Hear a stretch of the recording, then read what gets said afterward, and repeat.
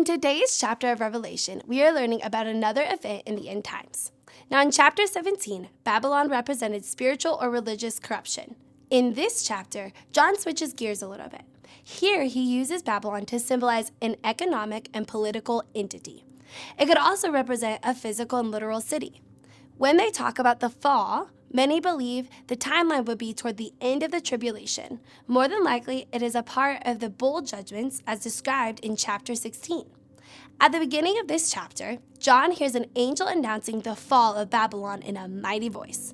This angel describes how every nation had participated in her adulteries.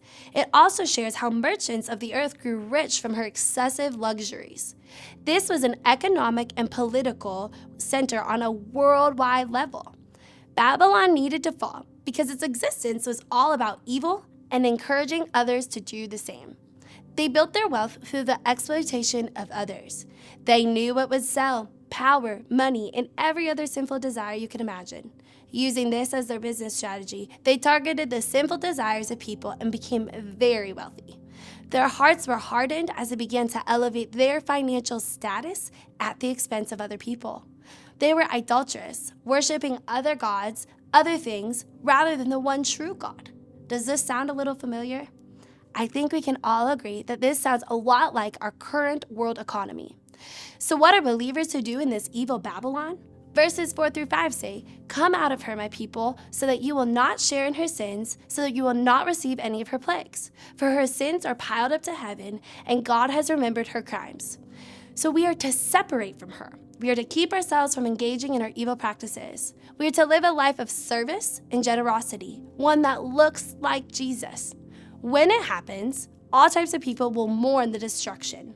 The political powers will mourn because they want to avoid the same destruction. Babylon was such a massive power, and it was destroyed in one swift moment.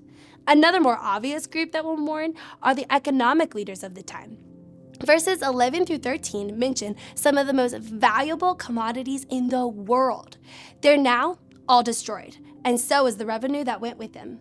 Several times throughout the chapter, it talks about how this destruction happened in 1 hour. These leaders did not want their power and wealth to come to an end so quickly. But what are God's people going to do during this time?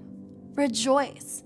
Not that we will be rejoicing at the destruction of people, but that God's justice and righteousness will have prevailed. Everything that tries to stop God's purposes will eventually be destroyed. This is such a hope-filled statement because we know that we can be confident in our future. We need to remember that we should not be tied to the evil economic systems of the world. We should not put our hope in wealth or power. Getting as many possessions as possible and having a comfortable life should not be the primary focus of our lives. To make sure that we keep living a life of generosity, we have to make sure that we are guarding against greed. As we continue to look forward to the return of the Lord, let's live lives full of generosity and service.